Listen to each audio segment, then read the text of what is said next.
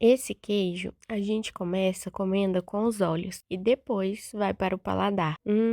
Senta que lá vem história. Vem comigo encontrar e depois desfrutar de cada pedacinho dele. Uma riqueza de sabores, onde vem com um recheio de requeijão cremoso, pedaços de avelãs e damascos e por volta uma casquinha de mussarela. Um queijo super versátil para comer em fatias, com colher, servir em saladas e faz pratos maravilhosos. E nem preciso falar o quanto fica bom com vinho, né?